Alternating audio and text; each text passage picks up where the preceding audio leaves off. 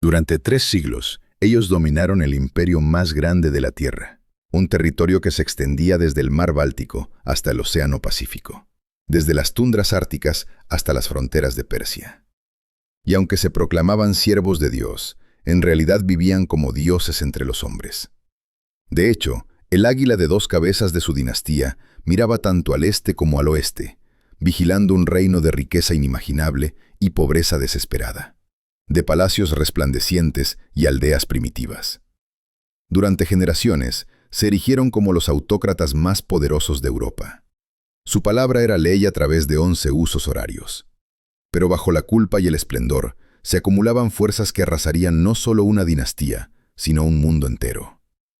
Al final, aquellos que podían poseerlo todo, lo perdieron todo. Su poder, sus palacios e incluso sus vidas. Lo que sigue es su legado. Un imperio construido sobre sueños y destruido por pesadillas. Cuando pensamos en imperios de los que se decía que el sol nunca se ponía sobre ellos, la gente menciona al Imperio Británico como el que ocupaba el primer lugar. Y sin embargo, ¿y si os contáramos que existía un imperio tan vasto que, literalmente, el sol brillaba sobre sus territorios las 24 horas del día a través de 11 usos horarios? En efecto, durante más de 3 siglos, una sola familia, los Románov, gobernó esa extensión interminable como su dominio personal, pasando de ser nobles medievales insignificantes a dueños de una 1/6 parte de la superficie terrestre. No obstante, esta historia de éxito supremo culminaría en la ejecución familiar más brutal de la historia moderna, ya que la dinastía que afirmaba descender de César encontraría su fin en un baño de sangre en un sótano que conmocionó al mundo. Por eso, en el episodio de hoy de All Money Luxury, exploramos el auge y la caída de la familia Románov. Cuando el amanecer iluminaba la costa pacífica del Imperio Románov, Nicolás II reinaba sobre tierras donde el sol se ponía al mismo tiempo en los territorios polacos a 6.000 millas al oeste. Un imperio tan inmenso que existía en luz perpetua. Esa era la escala del dominio Románov. Un imperio tan vasto que abarcaba 11 usos horarios desde Varsovia hasta Vladivostok, conteniendo una 1/6 parte de la masa terrestre del planeta.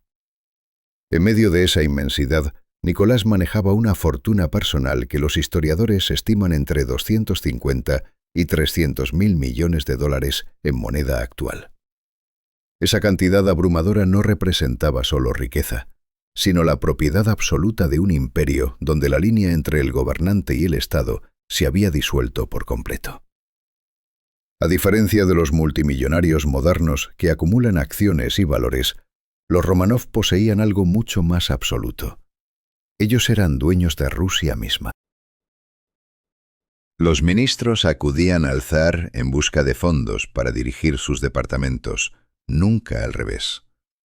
Todo el tesoro imperial funcionaba como una extensión de las cuentas personales del monarca. Imaginad la escala de sus conmemoraciones.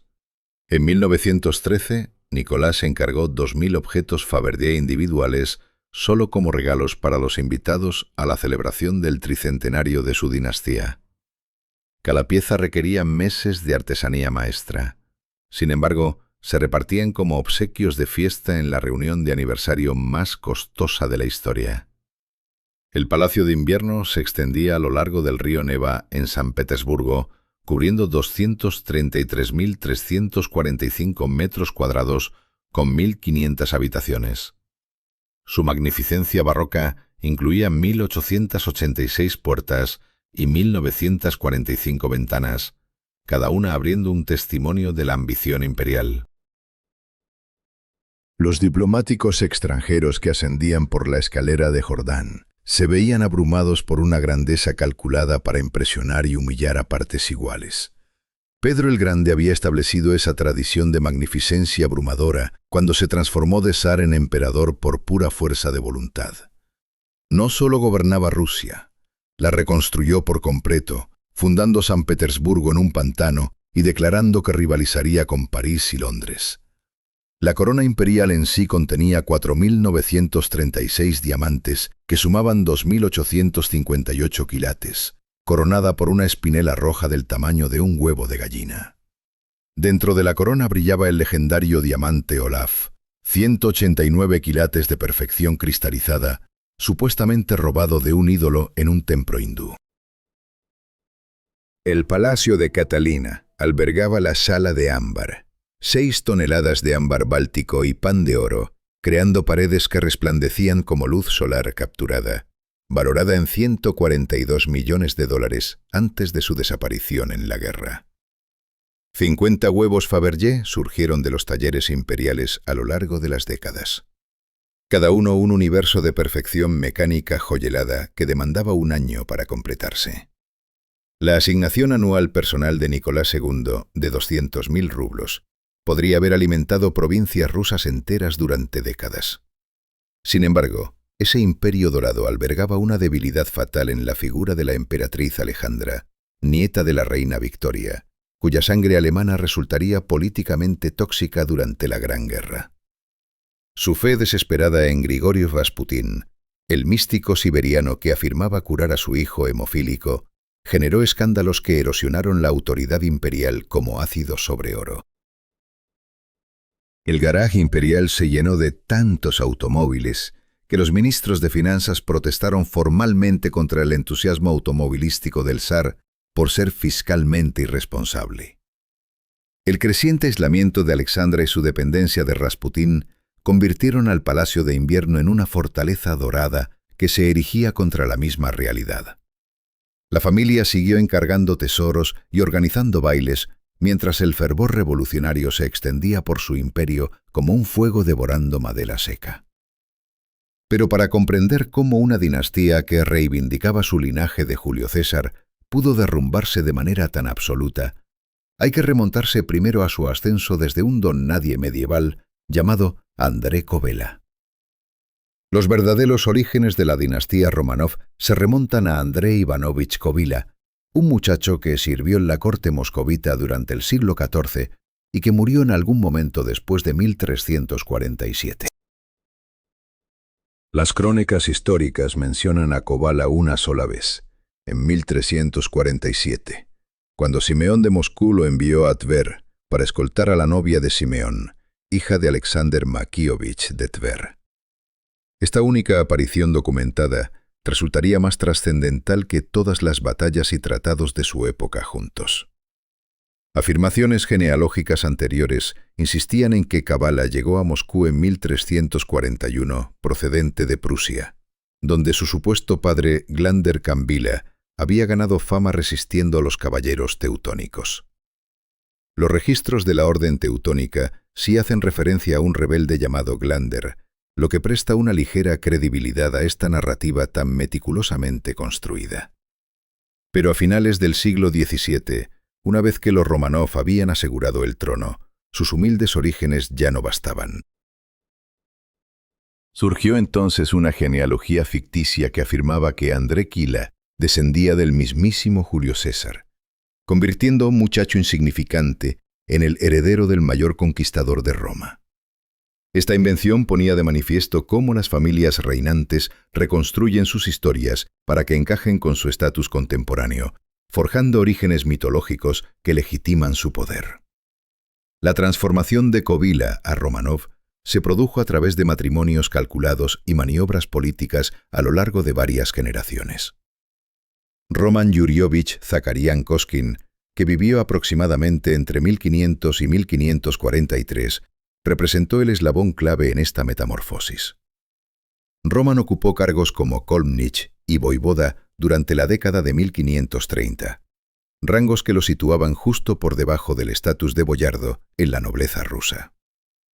Su hija, Anastasia Romanovna, logró lo que generaciones de nobles ambiciosos no habían conseguido. Se casó con Iván IV, conocido en la historia como Iván el Terrible. Este matrimonio estableció la conexión directa de la familia con la dinastía reinante de los Rurik y generó asociaciones que resonarían a lo largo de la historia rusa. La reputación de Anastasia por su honestidad y decencia durante el reinado violento de Iván contrastaba de forma rotunda con la brutalidad que la rodeaba. El hijo de Roman, Nikita Romanovich, Sirvió como general, estadista y cortesano bajo su cuñado Iván el Terrible. De manera significativa, Nikita se negó a servir con los Oprichniki, la organización de Iván que sofocaba la oposición mediante violencia sistemática. Esta postura moral, unida a la impecable reputación de su hermana, erigió a la familia Románov como símbolos de una moderación relativa en la era más oscura de Rusia. Los hijos de Nikita se convirtieron en los primeros rusos en usar el apellido Románov, derivado de su abuelo Roman, a través del patronímico Romanovich. El tiempo de los Troubles, que duró de 1598 a 1613, creó tanto la oportunidad como la amenaza que definirían el destino de la familia. Cuando Teodoro I murió sin hijos en 1598, la dinastía Rurik llegó a su fin, y Rusia se sumió en 15 años de guerra civil e intervenciones extranjeras. Boris Godunov, que se apoderó del trono, veía a los Románov como rivales peligrosos por su vínculo con la dinastía anterior. En 1601, cuando el futuro zar Miguel tenía apenas 5 años, Godunov acusó a su padre, Teodoro Nikitich Románov, de traición. La familia sufrió separaciones forzadas, votos monásticos y amenazas constantes de ejecución mientras Rusia caía en el caos. El joven Mikhail Románov pasó su infancia en un exilio efectivo, oculto de la persecución política, mientras pretendientes y ejércitos extranjeros devastaban el país. Pero precisamente la inestabilidad que amenazaba con aniquilar a los Románov acabaría elevándolos a alturas que su ancestro muchacho, Kabila, jamás habría soñado. El Zemsky Sobor de 1613 se reunió en Moscú con 700 delegados que representaban a todas las clases sociales de Rusia, con la misión de elegir un gobernante de entre los escombros del tiempo de los Troubles. El 21 de febrero, tras semanas de deliberaciones, optaron por el joven de 16 años, Mikhail Románov, como candidato de compromiso. Un muchacho supuestamente dijo en voz alta lo que todos callaban: «Pongamos a Misha Románov, que es joven y todavía no es listo. Nos servirá para nuestros fines». A Miguel lo descubrieron en el monasterio de Ipatiev, cerca de Kostromá, el 24 de marzo, viviendo en el anonimato junto a su madre, Marta. Su madre protestó con vehemencia, alegando que su hijo era demasiado joven y delicado para un cargo tan arduo. La coronación tuvo lugar el 21 de julio de 1613, coincidiendo con el 15º cumpleaños de Miguel y el fin formal de la experiencia cercana a la muerte de Rusia. La propia Moscú yacía en ruinas tales que el nuevo zar tuvo que esperar semanas en el monasterio de la Trinidad, a 75 millas de distancia, mientras se preparaban alojamientos adecuados en la capital devastada. El primer gran logro de Miguel consistió en expulsar a los ejércitos extranjeros que aún ocupaban extensas porciones del territorio ruso. El Tratado de Paz, firmado el 17 de febrero de 1617, resolvió la ocupación sueca mediante el pago de 20.000 rublos a cambio de la devolución de Novgorod y otros territorios del norte. Más importante aún, la tregua de Yulino del 1 de diciembre de 1618 puso fin a la guerra con Polonia y consiguió la liberación de su padre, Fiódor, de la cautividad.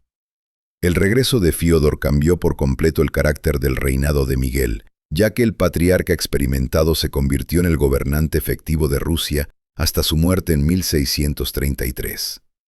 Esta estructura de liderazgo dual aportó estabilidad mientras Miguel iba desarrollando poco a poco sus propias habilidades para el gobierno. Bajo su dirección conjunta, modernizaron el ejército ruso, pasando de una fuerza dominada por la caballería armada con arcos, espadas y lanzas, a unidades que incorporaban armas de pólvora. El gobierno empezó a crear zonas tampón con los estados europeos mediante alianzas estratégicas con los cosacos de Ucrania. Se formaron en masa nuevos regimientos de orden, escribanos, soldados, dragones, y se adoptaron técnicas militares europeas. La administración contrató a un gran número de especialistas militares europeos, lo que mostró una adopción selectiva de la experiencia occidental, sin abandonar las tradiciones ortodoxas. Al final del reinado de Miguel, los exploradores rusos habían llegado al Océano Pacífico en el mar de Ojotsk, completando una de las expansiones territoriales más asombrosas de la historia. La conquista de Siberia avanzó a través de expediciones cosacas, compañías comerciales en busca de territorios ricos en pieles y misioneros ortodoxos que extendían tanto la fe como el control imperial. Los ingresos del comercio de pieles procedentes de estos vastos nuevos territorios proporcionaron fondos esenciales para el Estado ruso en reconstrucción. Filaret reformó la administración eclesiástica, impulsó programas para fundar colegios de divinidad en cada diócesis y creó bibliotecas con el fin de elevar el nivel de la erudición teológica en todo el imperio. Sus políticas eclesiásticas buscaban reducir la influencia católica romana, decretando que todos los cristianos latinos que entraran en la Iglesia Ortodoxa rusa debían ser rebautizados. El patriarca promovió legislación social para estabilizar a los campesinos, reformó el sistema de impuestos y reorganizó la administración militar. El gobierno de Miguel ofreció concesiones y amnistías a los grupos rebeldes, incorporando a antiguos cosacos y bandidos al ejército ruso en lugar de optar por una represión interminable. La estabilización financiera resultó más complicada que las victorias militares, ya que exigió nuevos sistemas de tributación y préstamos negociados para financiar las funciones estatales esenciales. La alianza entre la autoridad secular y la religiosa generó una concentración de poder sin precedentes, al tiempo que difuminaba las fronteras tradicionales. Pero a medida que Miguel envejecía y engendraba herederos, incluido su hijo Alexis, nacido en 1629, las semillas de futuras crisis ya germinaban en las mismas reformas que habían salvado a Rusia. Alexis subió al trono a los 16 años tras la muerte de Miguel en 1645, convirtiéndose en el primer zar en firmar leyes por su propia autoridad. Su reinado de 31 años presenciaría tanto una tremenda expansión territorial como devastadoras rebeliones internas que casi destruyeron todo lo que su padre había construido. El Soborno Euroshenie de 1649 reforzó los lazos entre la autocracia y la baja nobleza, al tiempo que definía legalmente la servidumbre para los siglos venideros. Este código legal exhaustivo estableció formalmente el sistema de trabajo forzado que perduraría hasta la década de 1860, generando tanto estabilidad como un resentimiento latente. El motín de la sal de 1648 estalló cuando el gobierno sustituyó diversos impuestos por un tributo universal sobre la sal que disparó sus precios como conservante esencial. Hasta 10.000 personas participaron en los disturbios civiles, lo que obligó a Alexis a exiliar a su consejero, Boris Morozov, y a convocar la asamblea que dio origen a su código legal emblemático. La sal era vital para conservar el pescado, un alimento básico en la dieta rusa, por lo que el impuesto resultó especialmente ruinoso para el pueblo llano. El motín del cobre de 1662 mostró cómo los gastos militares generaban inestabilidad económica al emitir grandes cantidades de moneda de cobre equiparándola al valor de la plata. La producción masiva de monedas falsas de cobre implicó incluso a algunos funcionarios gubernamentales, mientras los insurgentes exigían la entrega de traidores y medidas para estabilizar la economía. Pero estos levantamientos urbanos palidecían ante la rebelión de Stenka Razin entre 1670 y 1671, la amenaza interna más grave que afrontó la dinastía Romanov temprana. Razin, nacido en una acomodada familia de cosacos del Don, capturó Saritsyn, Astrakán, Saratov y Samara, mientras prometía liberar al pueblo del dominio de los boyardos.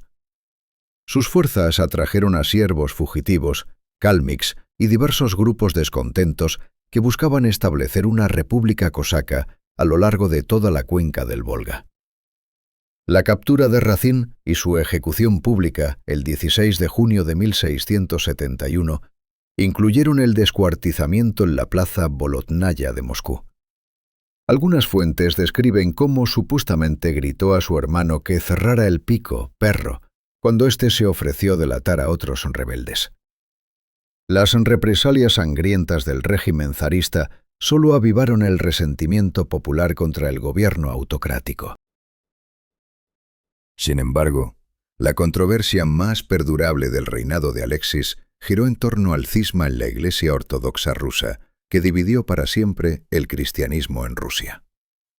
Alexis se alineó firmemente con el patriarca Nikon mientras se aplicaban reformas litúrgicas impopulares destinadas a uniformar las prácticas eclesiásticas griegas y rusas.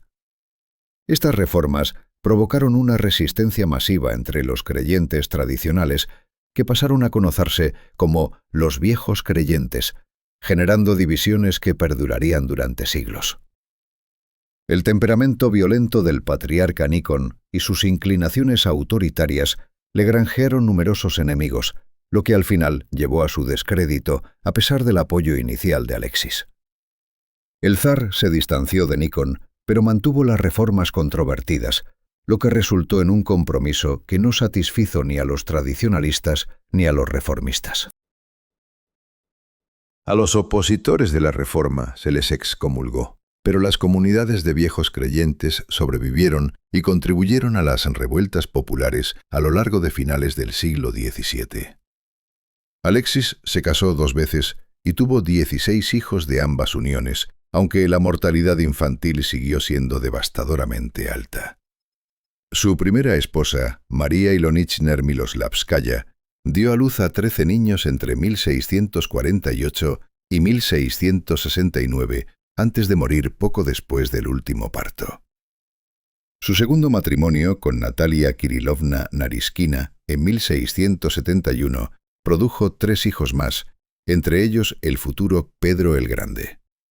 Sofía Alexeyevna, la hija mayor de Alexis, recibió una educación excepcionalmente buena del monje bielorruso Simeón Polotsky, que la preparó para responsabilidades futuras sin precedentes. Tras la muerte de su hermano Fiódor III en 1682, Sofía se convirtió en regente de Rusia de 1682 a 1689, durante la minoría de sus mediohermanos Iván V y Pedro I. La crisis de sucesión puso de manifiesto las vulnerabilidades dinásticas causadas por la alta mortalidad infantil y las complejas relaciones familiares, ya que Fiódor no tuvo hijos supervivientes pese a casarse 2 veces. Esta crisis desató la revuelta de Moscú de 1682 y preparó el terreno para una transformación que modernizaría Rusia para siempre o la destrozaría por completo. El desmoronamiento de la dinastía Romanov comenzó con la humillación de Rusia en la guerra ruso-japonesa de 1904 a 1905, cuando Nicolás II menospreció las capacidades japonesas tildándolas de monos amarillos. La pérdida de Port Arthur y la destrucción de la flota del Báltico en Tsushima hicieron añicos el mito de la invencibilidad rusa y alimentaron el descontento doméstico en todo el imperio. Este patrón de subestimación fatal se repitió de forma catastrófica cuando Nicolás asumió el mando personal del ejército en 1915, a pesar de carecer de cualquier experiencia militar. Bajo su liderazgo, Rusia sufrió 2.800.000 bajas para 1916, con derrotas en Tannenberg y los lagos Masurios que diezmaron la moral. La ofensiva Brusilov de 1916, aunque inicialmente exitosa, agotó los recursos restantes de Rusia y costó 500.000 vidas rusas sin lograr avances duraderos. Los gastos bélicos consumieron el 80% del presupuesto estatal para 1917, desviando fondos de infraestructuras críticas y programas sociales.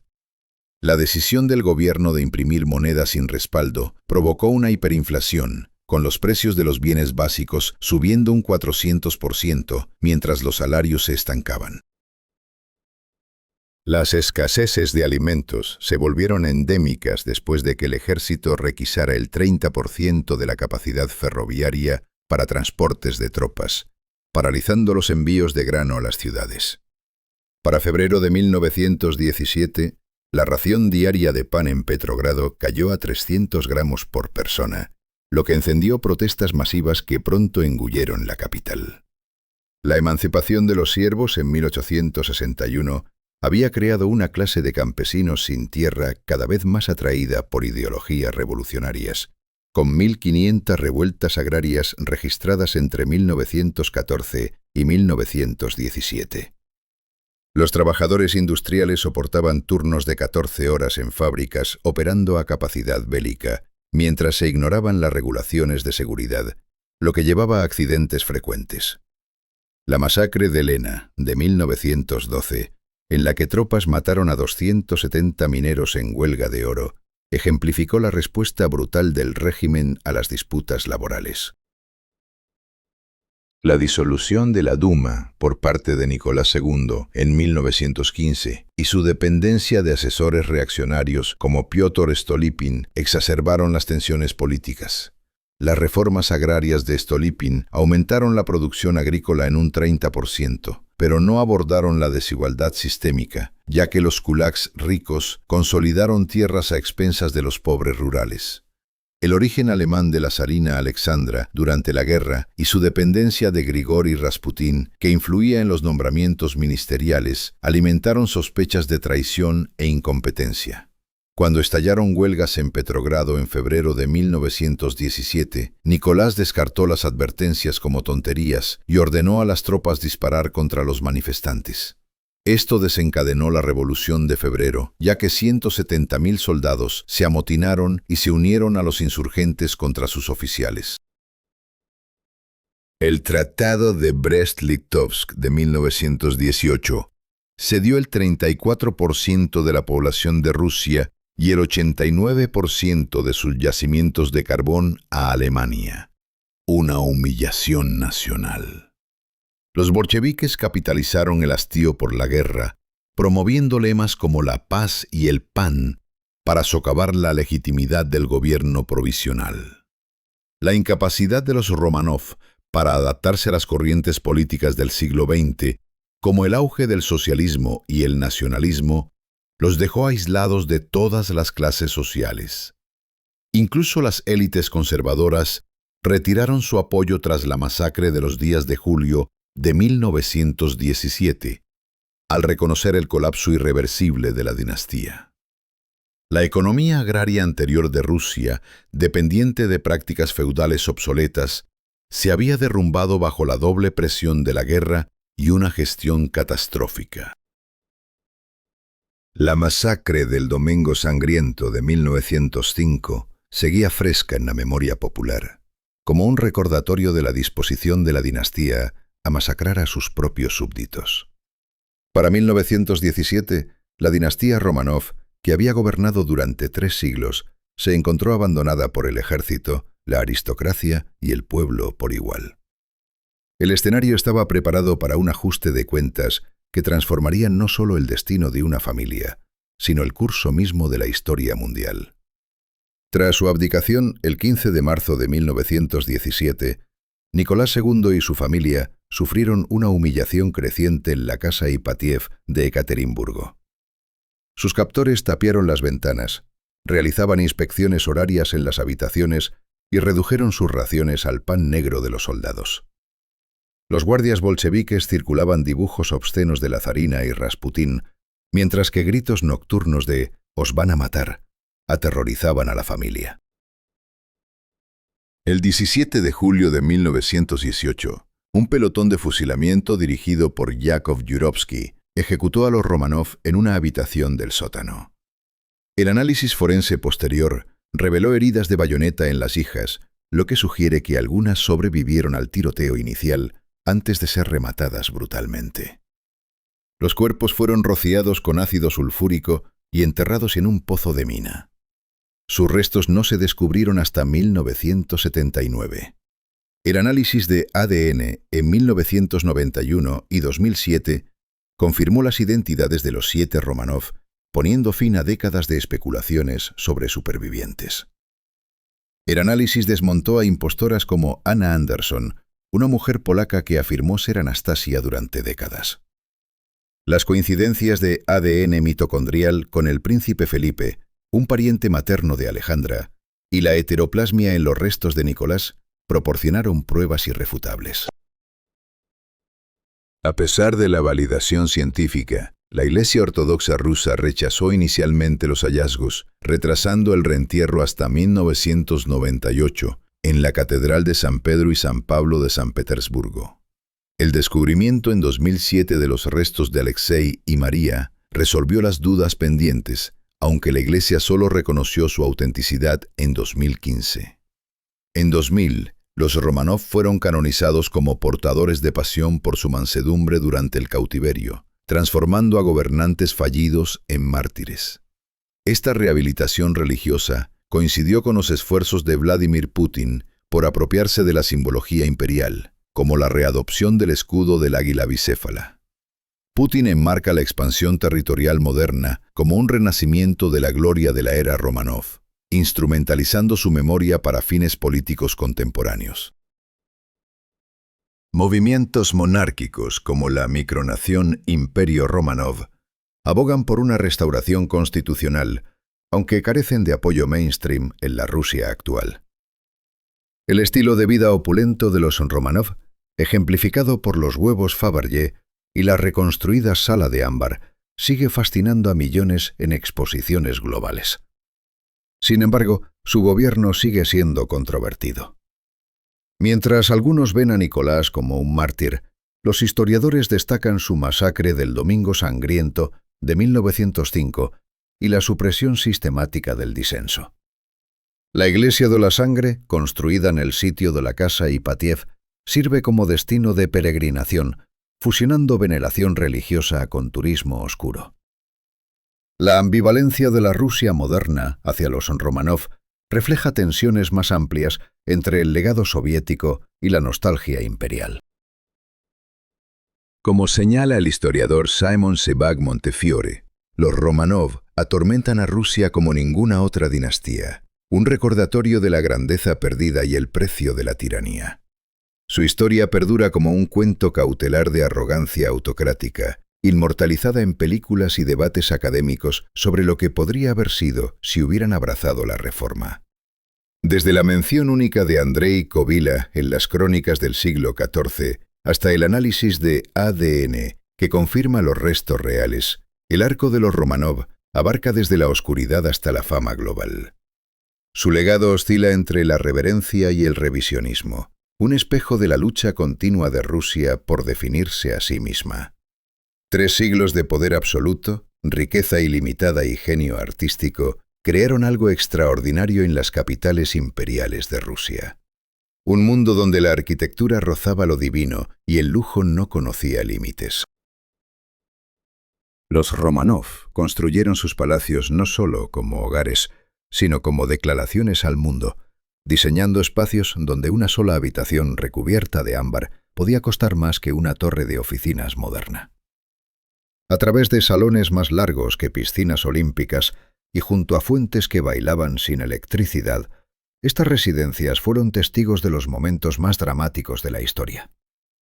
Algunas estancias permanecen exactamente como las dejaron sus últimos ocupantes imperiales, congeladas en el tiempo desde el trueno de la Revolución. Otras requieren generaciones de maestros modernos para resucitar su esplendor de las cenizas de la guerra. En el episodio de hoy, os llevaremos en un tour único de sus residencias más opulentas, empezando por una de las mejores. Número 1.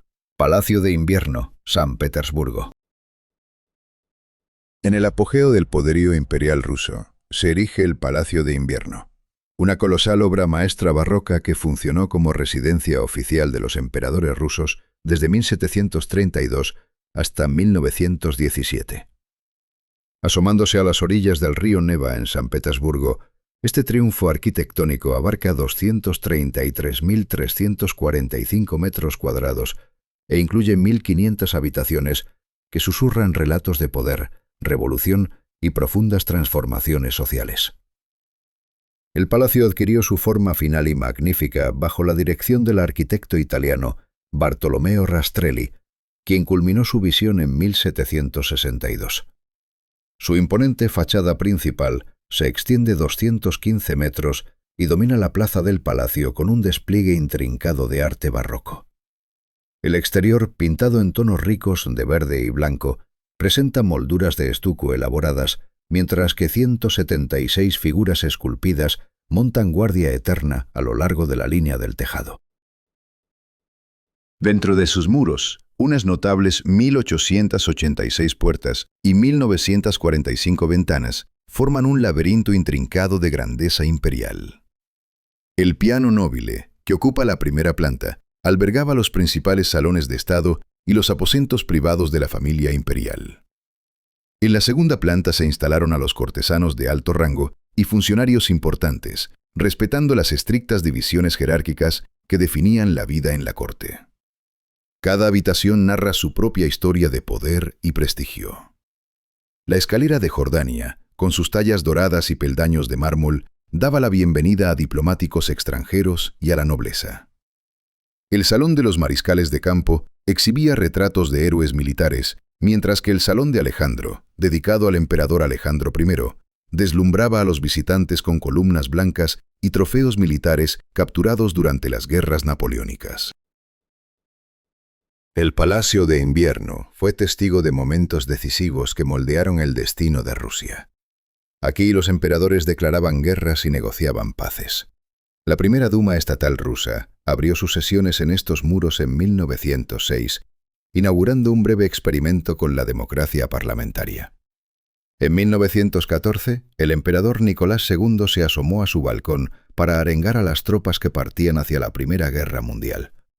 Sin embargo, su ubicación céntrica, ideal para exhibiciones de autoridad imperial, acabó convirtiéndose en una debilidad. Los sucesos del Domingo Sangriento, en 1905, cuando manifestantes pacíficos se enfrentaron a la fuerza militar en la plaza del Palacio, supusieron un punto de inflexión. Más tarde, los zares buscaron refugio cada vez más en residencias apartadas, aunque el Palacio de Invierno siguió siendo la sede oficial del poder hasta 1917. En ese año fatídico, el palacio se convirtió en el escenario de la revolución. La última resistencia del gobierno provisional tuvo lugar en sus salones, y su caída ante las fuerzas bolcheviques simbolizó el fin de 300 años de dominio de los Románov. Hoy, como parte del Museo Estatal del Hermitage, sus habitaciones albergan una de las mayores colecciones de arte del mundo, permitiendo a los visitantes recorrer los mismos corredores por donde los emperadores rusos forjaron el destino de un imperio que abarcaba una 16ª parte de la masa terrestre de la Tierra. Para cualquier explorador del patrimonio imperial ruso, el Palacio de Invierno ofrece una ventana inigualable a la grandeza y complejidad del reinado de los Románov. No obstante, aunque este icono de San Petersburgo sea la residencia imperial rusa más famosa, el Palacio de Catalina en la cercana Tsarskoye Selo desvela una historia igual de cautivadora sobre ambición real y logros artísticos. Número 2. Palacio de Catalina, Tsarskoye Selo. Emergido de los terrenos de Tsarskoye Selo, a 30 kilómetros al sur de San Petersburgo, el Palacio de Catalina pasó de orígenes humildes a convertirse en uno de los logros arquitectónicos más radiantes del Imperio ruso. Lo que empezó en 1717 como un sencillo edificio de 2 plantas, encargado por Catalina I, esposa de Pedro el Grande, evolucionó hasta transformarse en una espléndida muestra de esplendor barroco ruso gracias a sucesivas visiones imperiales. El palacio experimentó su metamorfosis más espectacular bajo el reinado de la emperatriz Isabel, hija de Pedro y Catalina. En 1752, ella encargó a Bartolomé Francesco Rastrelli que reinventara por completo la estructura. El diseño de Rastrelli dio como resultado una obra maestra arquitectónica. Su fachada de estuco azul y blanco, adornada con una profusión de atlantes, cariátides y pilastras, crea una silueta inolvidable contra el cielo ruso. En el interior, el genio de Rastrelli se manifiesta en 58 salones de opulencia creciente. La enfilada dorada, una sucesión de salones de estado, ejemplifica el estilo rococó en su punto más alto, con paredes recubiertas de pan de oro y trabajos de estuco intrincados que dejaban atónitos a visitantes y cortesanos por igual. Sin embargo, entre estas cámaras espectaculares, una habitación eclipsaba a todas las demás por su estatus legendario. La Sala de Ámbar, a menudo celebrada como la octava maravilla del mundo. Originalmente creada para Federico I de Prusia a principios del siglo XVIII y regalada a Pedro el Grande en 1716, la Sala de Ámbar representaba el culmen de las artes decorativas barrocas. 6 toneladas de ámbar y piedras semipreciosas, respaldadas con pan de oro, cubrían unos 180 pies de espacio mural, formando un santuario de tonalidad ámbar valorado en $142 millones estadounidenses en la moneda actual. La historia del palacio tomó un giro sombrío durante la Segunda Guerra Mundial. Las fuerzas alemanas, conscientes de la importancia cultural de la Sala de Ámbar, la desmantelaron en solo 36 horas en 1941, empaquetando sus valiosos paneles en 27 cajones con destino a Königsberg. El destino posterior de esta sala sigue siendo uno de los mayores enigmas de la historia del arte. La vieron por última vez en el castillo de Koigburg en 1945, antes de que se desvaneciera en la niebla de la guerra en 1979. Las autoridades soviéticas pusieron en marcha un ambicioso proyecto para recrear la Sala de Ámbar. Este meticuloso proceso, que duró 24 años e implicó a los artesanos más habilidosos de Rusia, culminó con la triunfal reapertura de la sala en 2003. La cámara reconstruida se erige ahora como un brillante testimonio de la maestría artesanal rusa y de la perseverancia cultural. Los visitantes de hoy descubren un palacio que une varias épocas artísticas. Más allá del extravagante barroquismo de Rastelli, se topan con los refinados interiores neoclásicos encargados por Catalina la Grande y ejecutados por el arquitecto escocés Charles Cameron. Sus salas de ágata y la Galería Cameron reflejan el gusto sofisticado de Catalina y su fascinación por la antigüedad clásica. Aunque el Palacio de Catalina deja boquiabiertos a los visitantes con sus tesoros artísticos y su esplendor imperial, otra notable residencia de los Románov invita a explorarla. El Palacio de Peterhof, con sus espectaculares fuentes y jardines, ofrece una visión igualmente ambiciosa del poder real, proyectado a través de una magnificencia arquitectónica. Número 3. Palacio de Peterhof, San Petersburgo. A orillas del Golfo de Finlandia, a 30 kilómetros al oeste de San Petersburgo, se alza el Palacio de Peterhof, la audaz respuesta de Rusia a la grandeza de Versalles. Encargado a principios del siglo XVIII por Pedro el Grande, este magnífico complejo surgió como una poderosa declaración de la llegada de Rusia al escenario europeo, fusionando el esplendor regio con una ingeniosidad ingenieril. La construcción arrancó en 1714 y concluyó con una gran ceremonia de inauguración el 15 de agosto de 1723. La implicación personal de Pedro el Grande en el proceso de diseño fue profunda, con más de 10 dibujos hechos a mano por él y numerosos bocetos anotados que han sobrevivido hasta nuestros días. Su visión transformó un sitio costero en una residencia imperial que rivalizaba con los mayores palacios de Europa. El gran palacio, aunque imponente en su aspecto, mantiene proporciones relativamente modestas con unas 30 habitaciones aproximadamente. Originalmente concebido como una villa de 2 plantas con alas laterales, experimentó una importante ampliación durante el reinado de la emperatriz Isabel. El arquitecto italiano Bartolo Rastrelli elevó la estructura tanto literal como figurativamente, añadiendo una tercera planta, una nueva ala y una pequeña iglesia con cúpula que definieron su carácter barroco. Dentro de los muros del palacio, cada habitación narra la evolución de los gustos imperiales. El estudio de roble de Pedro el Grande se conserva en su estado original, ofreciendo vistazos íntimos al mundo privado del emperador. La Sala del Trono, mejorada más tarde por Yuri Felton durante el reinado de Catalina la Grande, se extiende a lo largo de unos impresionantes 300 metros, albergando una galería de retratos de los Románov. El Salón Chesma exhibe 12 grandes pinturas de Jakob Philipp Hackert, que conmemoran el triunfo naval ruso en la batalla de Chesma. Sin embargo, La verdadera maravilla de Peterhof radica en su revolucionario sistema de fuentes. El parque inferior, diseñado al estilo francés formal, cuenta con una asombrosa red de 140 fuentes que funcionan enteramente por gravedad natural, un logro ingenieril ideado por el propio Pedro el Grande. La Gran Cascada se corona como la joya principal, donde 64 fuentes y 200 estatuas de bronce crean un hipnótico espectáculo acuático. En su centro, la fuente de Sansón representa al héroe bíblico forcejeando para separar las mandíbulas de un león, simbolizando la victoria de Rusia sobre Suecia en la Gran Guerra del Norte. Como tantos tesoros imperiales rusos, Peterhof sufrió gravemente durante la Segunda Guerra Mundial bajo la ocupación alemana. No obstante, los esfuerzos dedicados de restauración comenzaron enseguida tras la liberación y se prolongan hasta la actualidad. En 1990, la UNESCO reconoció el valor excepcional del palacio al incluirlo en la lista del Patrimonio Mundial. Los visitantes modernos de Peterhof experimentan una armónica mezcla de belleza natural, logro arquitectónico e innovación tecnológica. Los terrenos del palacio siguen demostrando la visión de Pedro el Grande sobre el poder y la sofisticación rusos, mientras que las fuentes ejecutan su danza desafiando la gravedad tal como lo hicieron hace 3 siglos.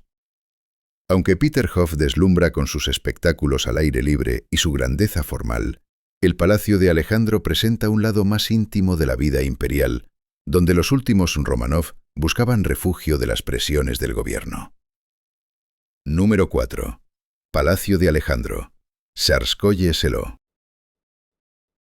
En el complejo imperial de Tsarskoye Selo se encuentra el Palacio de Alejandro, una obra maestra de la arquitectura neoclásica rusa que se convertiría en el escenario del acto final de la dinastía Románov.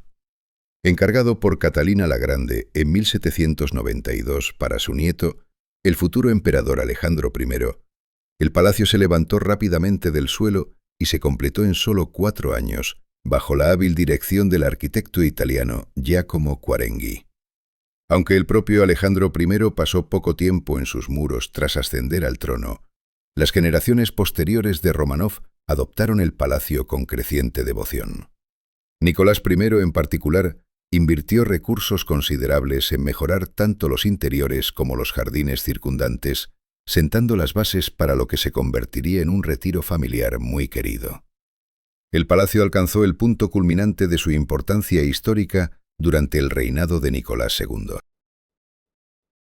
Tras los turbulentos sucesos de 1905 que conmovieron la autoridad imperial, Nicolás II y Alexandra Fyodorovna optaron por estas salas como su residencia permanente, apreciando la relativa tranquilidad en comparación con el Palacio de Invierno de San Petersburgo, mucho más expuesto. La pareja imperial remodeló sus entornos para adaptarlos a sus gustos, destacando la transformación del antiguo salón de baile de 2 pisos en la sala de arce y el nuevo estudio. Quizás lo más llamativo fueron las modificaciones impulsadas por la emperatriz Alexandra, quien trabajó junto al arquitecto Meltzer para integrar elementos del Art Nouveau en todos los interiores. Esta elección generó polémica entre los cortesanos conservadores que consideraban el estilo moderno como algo inadecuadamente burgués para los aposentos imperiales. Sus quejas no prosperaron, ya que Alexandra diseñó espacios íntimos que reflejaban su estética personal en lugar de la grandiosidad palaciega tradicional. El Palacio de Alejandro fue testigo del ocaso del gobierno imperial y de su eclipse definitivo. Después de la abdicación de Nicolás II, en febrero de 1917, las mismas paredes que habían ofrecido refugio se transformaron en una prisión dorada, mientras la familia imperial soportaba meses de arresto domiciliario antes de su fatídico traslado a Siberia. Desde estos terrenos inició su último viaje, que concluyó en Ekaterimburgo en julio de 1918. Las décadas posteriores a la Revolución vieron cómo el palacio cumplía diversas funciones, desde museo hasta orfanato, pasando por retiro vacacional para trabajadores del NKVD e incluso cuartel general militar alemán durante la Segunda Guerra Mundial. Cada uso dejó su huella en la estructura, contribuyendo a su paulatino deterioro, hasta que los años recientes trajeron una renovación.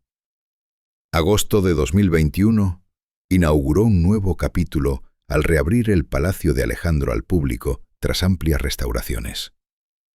La primera fase recuperó 13 habitaciones en los apartamentos personales de Nicolás I, Alexandra y sus hijos.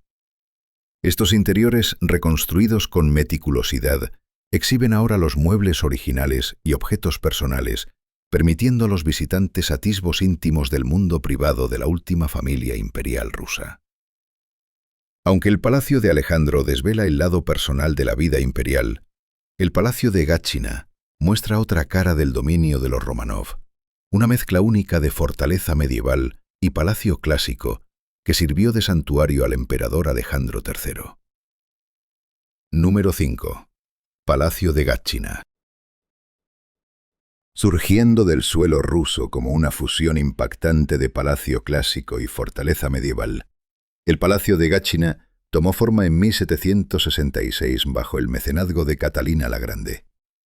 Construido inicialmente para su favorito, el conde Grigori Orlov, el palacio cobró vida gracias a la visión singular del arquitecto italiano Antonio Rinaldi, que combinó la grandeza real europea con un robusto carácter ruso. La imponente presencia del palacio proviene de sus elementos arquitectónicos únicos.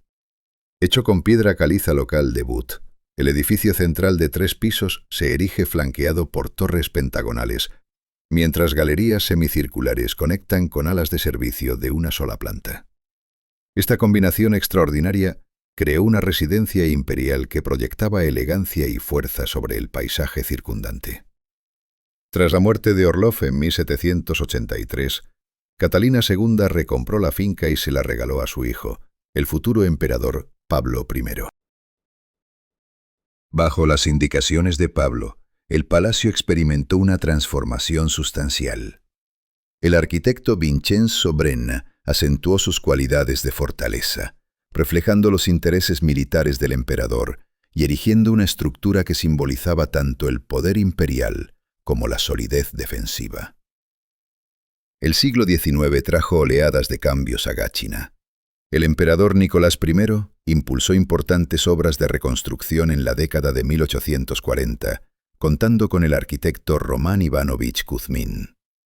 Estas reformas elevaron la plaza principal, añadieron niveles en sótanos y actualizaron los elementos decorativos para ajustarlos a los gustos contemporáneos. Sin embargo, fue el emperador Alejandro III quien realmente lo hizo suyo, convirtiéndolo en la residencia imperial principal tras el asesinato de su padre en 1881.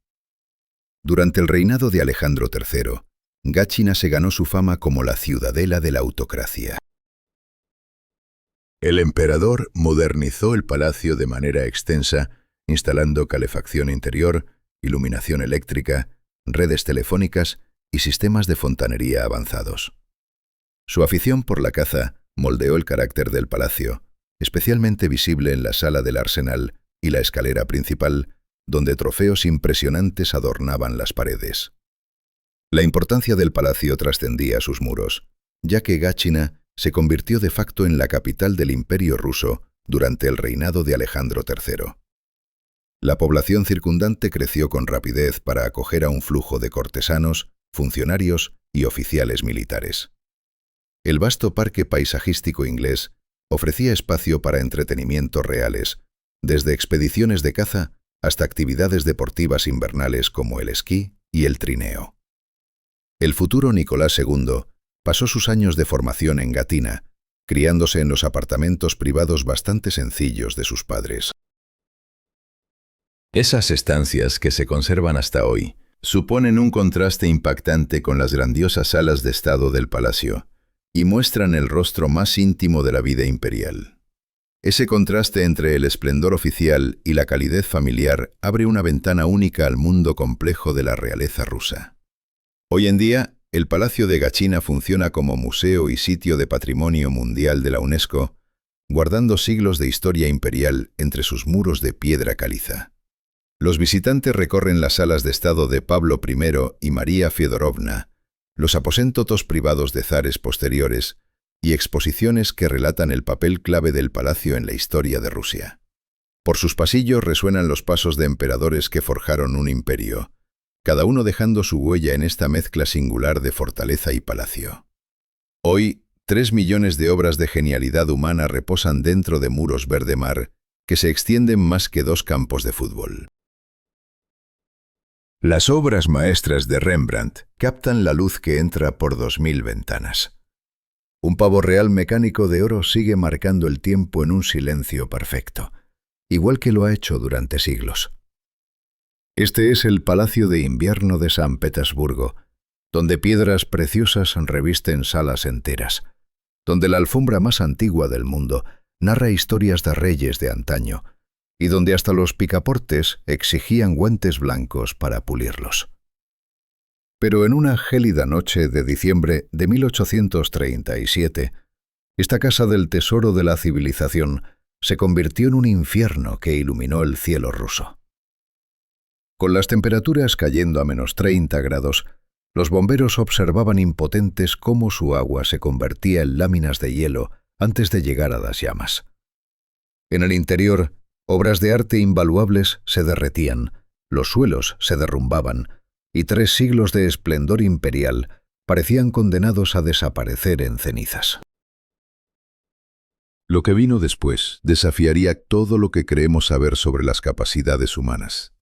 En este episodio de hoy, no solo compartimos la historia de un palacio que ardió, contamos cómo la demanda imposible de un emperador impulsó una de las restauraciones arquitectónicas más ambiciosas de la historia, mientras explicamos por qué el palacio más opulento de Europa casi se reduce a escombros. En 1754, en medio de la grandeza helada de San Petersburgo, la emperatriz Isabel de Rusia inició la construcción de un palacio que simbolizaría el poderío imperial ruso durante siglos. El arquitecto italiano Bartolomeo Rastrelli recibió el encargo de crear una obra maestra barroca que consolidaría a San Petersburgo como una de las capitales más impresionantes de Europa. El resultado fue el Palacio de Invierno, con su fachada distintiva en verde y blanco, que se extiende 215 metros a lo largo del río Neva. El Palacio de Invierno ya había tenido varias versiones antes de alcanzar su forma icónica. Pedro el Grande había levantado la primera residencia de invierno en ese lugar en 1708, pero los gobernantes siguientes lo habían ampliado y transformado poco a poco. El diseño de Rastrelli eclipsaría todas las anteriores, dando lugar a una estructura de escala y grandiosidad sin precedentes que encarnaba a la perfección el creciente poder del Imperio ruso. Las cifras del nuevo palacio hablaban de su inmensidad: más de 1000 habitaciones, 117 escaleras y casi 2000 ventanas que dejaban entrar la luz preciosa durante los oscuros inviernos de San Petersburgo. El exterior era una obra maestra del barroco, con una fachada rítmica que fusionaba tradiciones artísticas rusas y europeas en una exhibición de virtuosismo arquitectónico que proclamaba la llegada de Rusia como potencia europea. Mientras la construcción se acercaba a su fin en 1762, Catalina la Grande ascendió al trono, abriendo una nueva era para el palacio. Aunque apartó a Rastrelli del proyecto, Catalina transformó el Palacio de Invierno y su complejo circundante en uno de los mayores centros de arte y cultura del mundo. Bajo su dirección, pasó de ser una simple residencia real a un legendario depósito de tesoros artísticos. Los interiores reflejaban el pináculo de la artesanía y el lujo del siglo XVIII. La gran escalera de gala servía de entrada ceremonial. Sus magníficas decoraciones marcaban el tono del esplendor que aguardaba en el interior. Las salas de estado deslumbraban a los visitantes con su decoración opulenta, mientras que los apartamentos privados ofrecían comodidad a la familia imperial y a sus cortesanos más cercanos. La gloria militar y el refinamiento artístico se entrelazaban en esos muros.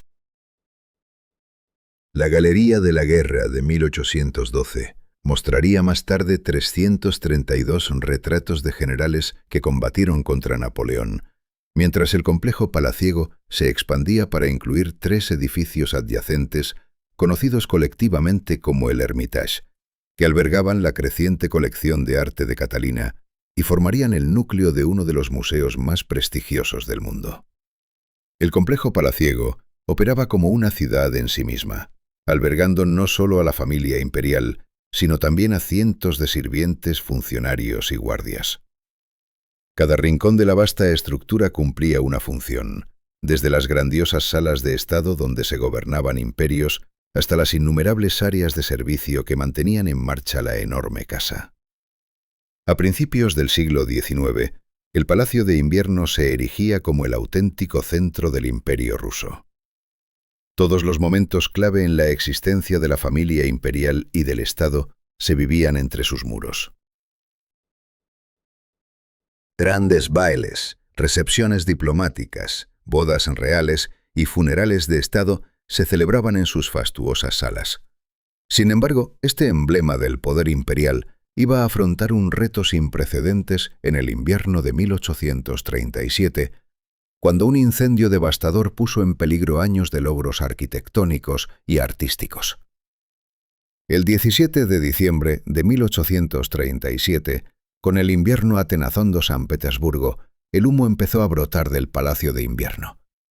El fuego, que se originó en el Salón del Mariscal de Campo, se convirtió en uno de los incendios palaciegos más catastróficos de la historia europea. Las llamas, que después se achacaron a una chimenea defectuosa junto a tabiques de madera, hallaron combustible de sobra en los abundantes interiores de madera del edificio, en el armazón que sostenía sus impresionantes fachadas y salas monumentales. El emperador Nicolás I se encontraba asistiendo a una representación en el Teatro Mikhailsky cuando le llegó la noticia del incendio. Al llegar al palacio, tomó de inmediato el mando de las operaciones de emergencia, mostrando ese estilo de liderazgo directo por el que era conocido. El emperador se desplazó por las zonas del palacio que se volvían cada vez más peligrosas, guiando tanto los esfuerzos por apagar el fuego como la frenética carrera por rescatar las invaluables posesiones del edificio. Las duras condiciones invernales complicaron enormemente las labores de salvamento. Las temperaturas gélidas convertían el agua de los bomberos en placas de hielo casi al instante al tocar el edificio. Lo que pretendía ser un intento de sofocar las llamas acabó generando situaciones de riesgo, ya que el agua se helaba en escaleras y balcones, transformando las vías de evacuación en caminos traicioneros. Los soldados del regimiento de guardias Pryor-Brzezinski se convirtieron en los héroes de aquella noche. Con una eficiencia notable, evacuaron de forma ordenada artefactos preciosos, muebles y tesoros imperiales del palacio en llamas. Los retratos de la Galería Militar de 1812, que homenajeaban a los generales que habían combatido contra Napoleón, figuraron entre los innumerables tesoros rescatados de las llamas que avanzaban, mientras que las espléndidas instalaciones y enseres del palacio se apresuraban hacia un lugar seguro. A medida que avanzaba la noche, el incendio alcanzó su punto más aterrador. El infierno creó su propio espectáculo macabro, atrayendo a miles de habitantes de San Petersburgo a la plaza del palacio. A pesar del frío intenso, las lenguas de fuego se elevaban hacia el cielo desde el techo del palacio, proyectando un resplandor apocalíptico sobre el centro de la ciudad que se divisaba a leguas de distancia. El calor abrasador hizo estallar ventanas por toda la plaza y derritió la nieve en los edificios colindantes. En el interior, los suelos se derrumbaban mientras el fuego devoraba los elementos estructurales de madera, lanzando escombros ardientes que caían en cascada por el palacio. En un impresionante ejemplo de solidaridad ciudadana, los vecinos se unieron a los soldados en las tareas de rescate. Los edificios cercanos del Hermitage se transformaron en depósitos improvisados para los artefactos evacuados, mientras que las bodegas de piedra abovedadas del palacio protegían lo que no se podía trasladar. Gracias a estos esfuerzos conjuntos, una porción asombrosa del patrimonio mueble del palacio se salvó, aunque el edificio en sí padeció daños irreparables. Al amanecer del 18 de diciembre, el fuego había arrasado gran parte del interior del palacio. Las que antes eran estancias resplandecientes, ahora eran meras conchas vacías, con sus adornos recargados reducidos a cenizas o deformados hasta lo irreconocible. Varias secciones del tejado se habían hundido, y muchos elementos estructurales del palacio habían quedado gravemente debilitados por el calor y las llamas intensas. Aun con el humo elevándose todavía de las ruinas, el emperador Nicolás I pronunció una declaración que marcaría tanto su reinado como el destino del palacio. De pie entre los escombros, anunció que el Palacio de Invierno se restauraría por completo a su antigua gloria en un plazo de 15 meses. Esta audaz promesa pondría en marcha uno de los proyectos de restauración arquitectónica más ambiciosos de la historia, poniendo a prueba los límites de la ingeniosidad humana, la capacidad de ingeniería y la pura determinación en una carrera contrarreloj. La declaración del emperador Nicolás I de que el Palacio de Invierno debía restaurarse en un año impulsó uno de los proyectos constructivos más extraordinarios del siglo XIX. Tras el incendio devastador, las obras arrancaron de inmediato para devolver a Residencia Imperial su esplendor anterior. La envergadura del proyecto era sin precedentes. Era necesario reconstruir un palacio entero manteniendo su carácter histórico e integridad arquitectónica. La restauración se inició incluso mientras las ruinas humeaban aún. Los obreros empezaron a retirar escombros y a evaluar la magnitud de los daños, al tiempo que arquitectos e ingenieros elaboraban los planes para la titánica tarea que les aguardaba. El clima invernal suponía retos importantes, pero la urgencia del plazo impuesto por el emperador obligaba a continuar las labores a pesar de las condiciones adversas. Bajo la dirección de los arquitectos Vasily Stasov y Alexander Bruilov, el proyecto de restauración empezó a tomar forma. Estos talentosos arquitectos pusieron en juego su amplia experiencia para afrontar el enorme reto de reconstruir el palacio conservando su carácter histórico. Su conocimiento conjunto del diseño y la construcción originales del palacio resultó fundamental para dirigir el proceso de restauración. La reconstrucción del Palacio de Invierno se convirtió en un asunto de importancia nacional. El proyecto movilizó los vastos recursos del Imperio ruso, reuniendo materiales y conocimientos a una escala sin precedentes. La restauración no solo implicaba reconstruir la estructura básica, sino también recrear los intrincados elementos decorativos que habían convertido al Palacio de Invierno en una de las residencias reales más impresionantes de Europa. Durante 1838, los trabajos en el palacio avanzaron a un ritmo frenético. El proyecto requería una coordinación y planificación excepcionales para manejar simultáneamente los diversos aspectos de la reconstrucción. Desde las reparaciones estructurales hasta los acabados decorativos, cada elemento de la restauración demandaba una atención meticulosa al detalle y una ejecución precisa para cumplir con el exigente plazo del emperador. El esfuerzo de restauración se centró no solo en reconstruir la estructura del palacio, sino también en recrear sus opulentos interiores. Los salones de Estado, que habían sido el escenario de innumerables ceremonias y eventos imperiales, debían volver a su antigua magnificencia. Esto supuso un trabajo minucioso para recrear los elementos decorativos y acabados destruidos por el incendio. A medida que avanzaban las obras, el palacio empezó poco a poco a recuperar su esplendor perdido. Sala por sala, la restauración iba desvelando la grandeza que había hecho del Palacio de Invierno el centro de la vida imperial rusa. El proyecto demostró la capacidad del imperio para reunir sus recursos y pericia en una tarea de complejidad y envergadura colosales. Para la primavera de 1839, algo más de un año después del incendio, el Palacio de Invierno ya estaba restaurado. Aunque el proyecto se había prolongado un poco más allá del plazo original de un año establecido por Nicolás I, el logro seguía siendo extraordinario.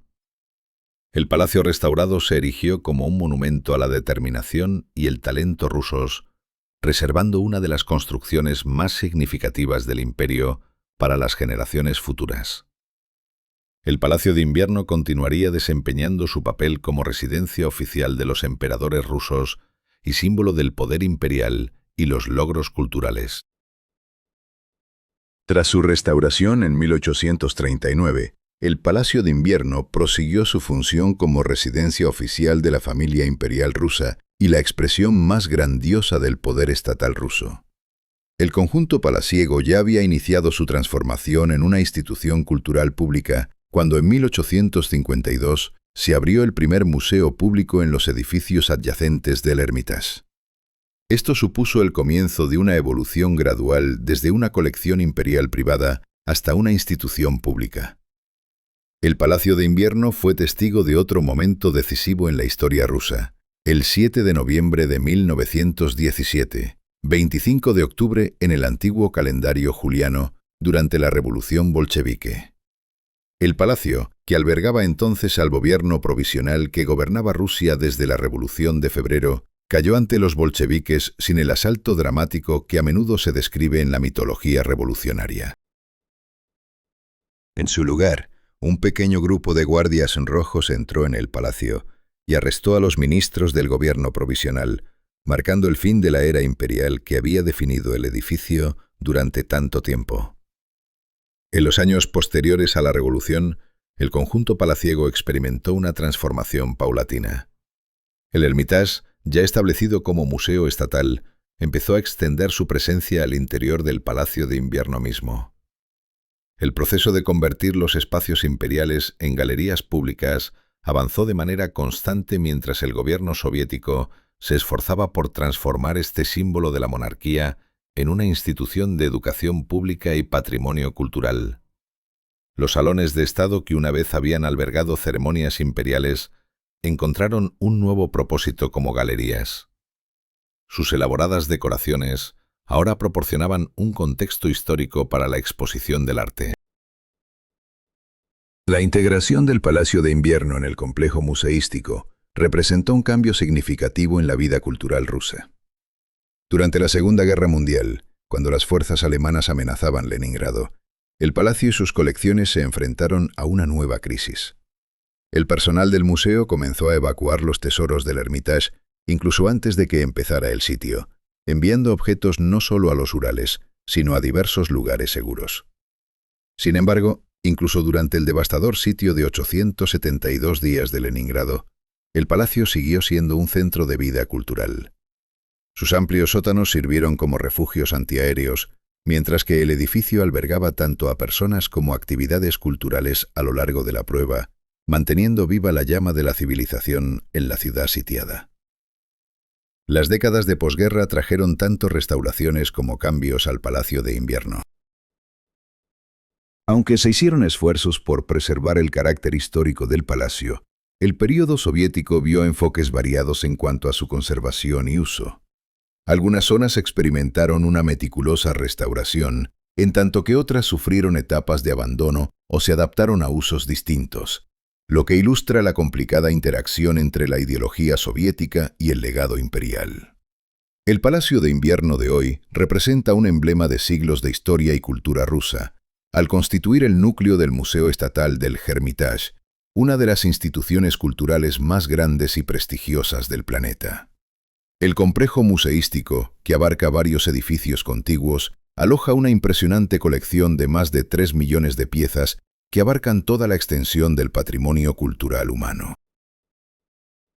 En sus interiores, los visitantes hallan tesoros prehistóricos, como la alfombra de nudo más antigua que se conserva del mundo, perteneciente a la cultura de Pazyryk, junto a antigüedades clásicas con esculturas y artefactos griegos, romanos y helenísticos.